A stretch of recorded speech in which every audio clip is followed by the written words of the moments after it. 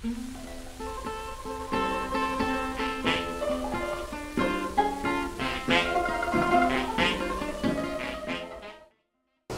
we're here. I'm so happy to have you here. I'm happy to be here. Great, I'm so exciting. Yay! So let's just start like right from, how did you, get into clowning? What was some of your first, reasons for that? Or I got into clowning, I suppose, by accident.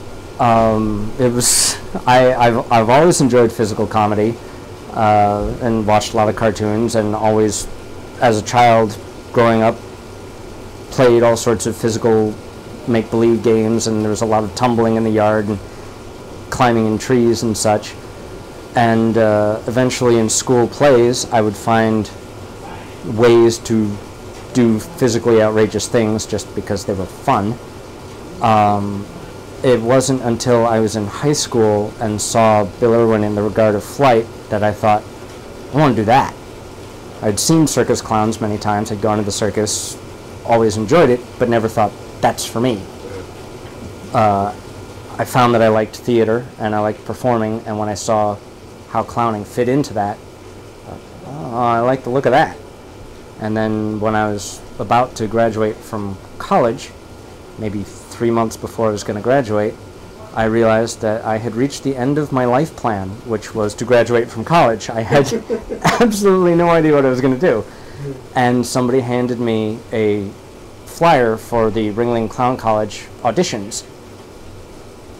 Hey, I got no other plan after college, so I went to the audition, and much to my surprise was actually accepted on the first try, which allowed me to postpone my joblessness for a little bit longer while I did that program. And that, I suppose, got me in, and was certainly the first time I ever put on clown makeup. You mentioned Bill Irwin. Are there any other cartoons? Like, what other clowns have influenced your? I remember watching Mary Poppins and enjoying Dick Van Dyke. Totally. Loved the Laurel and Hardy. Not a fan of the Stooges. Don't know why. But silent movies. As soon as I actually knew who Buster Keaton was, I thought, okay, that's spectacular. I like that. And I would incorporate some of what I had seen into things that I was doing, maybe in the theater or just horsing around in the house. I apparently one day at dinner did a pretty good Stan Laurel impression. I don't know why, but my parents thought it was funny. And I don't know where it came from, but for some reason I just remembered it. But it was nothing I really thought specifically how to use until I saw The Regard of Flight and saw that this applies to stuff I'm interested in. I should learn more about that. There you go.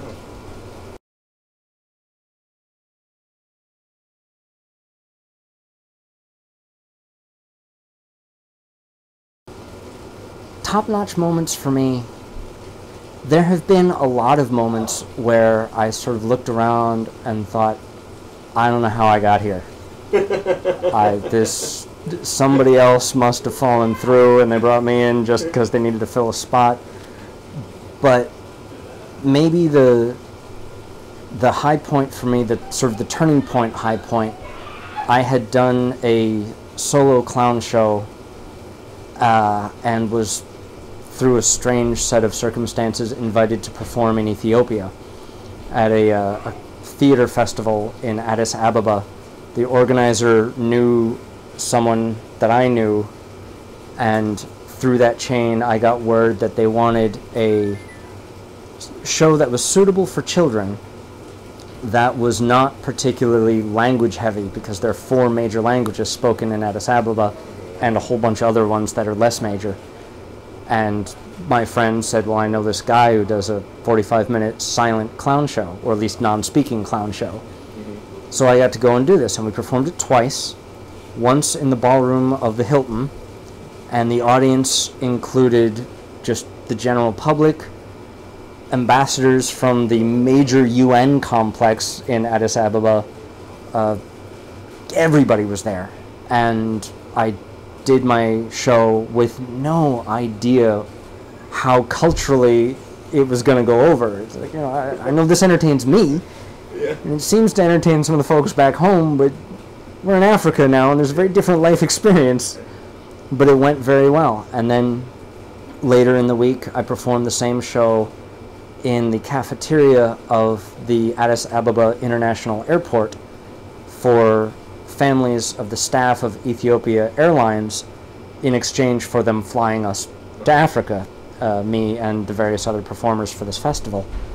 And again, it was a very surreal experience. I sat behind a partition while they introduced me in a language that I did not know, so I just had to assume when they stopped talking I had been introduced and come out, and all these children dressed up like Easter Sunday, little boys in bow ties and girls in ruffles, and they've all got a can of Sprite as if they'd had a corporate sponsorship and they're all smiling at me. And we had a great time, and throughout that experience in Ethiopia, people were referring to me as the artist. This is what the artist is going to need. And I don't know how this happened, but this is really cool. I won't say I could get used to this, but I'd like to try. It's like, I mean, that's something that I think clown is often talked about for clowns, is that, yeah, you can play it plays anywhere. You can do it there, you can do it, you can play it in the Bronx, you can play it in Brooklyn, you can play it in China. But it's really true, and it really is an incredible astonishing to me realization. And yeah, I mean, the whole premise of the show was that I was waiting for a woman to call me back about a date we were going to go on. So I had a telephone and a photograph of her, and I was making dinner. I was like, well, I suppose everybody relates to this in some way, but we had a great time. Crazy. And it was doing that show, I would have these moments in the middle of the show where I'd think, I love this. I could do this forever. As long as they let me, I want to keep doing this.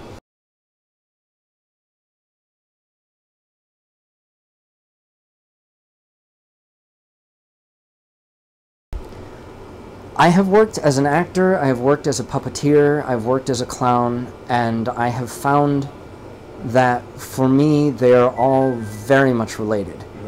My work as an actor makes me a better clown. I understand story arc in a way that I was not taught in any of my clown workshops. But I also know that my work as a clown makes me a far better actor. I understand the immediate moment and the connection with the audience, and how none of it means anything on stage if it doesn't reach the people in the house. We can pretend that there's a wall between us, but the reality is we're all in the same room, and the clown embraces the reality that we're all in the same room. The more conventional theater may separate that, but there's a dialogue that goes on between the performer and the audience. And then even with the puppetry,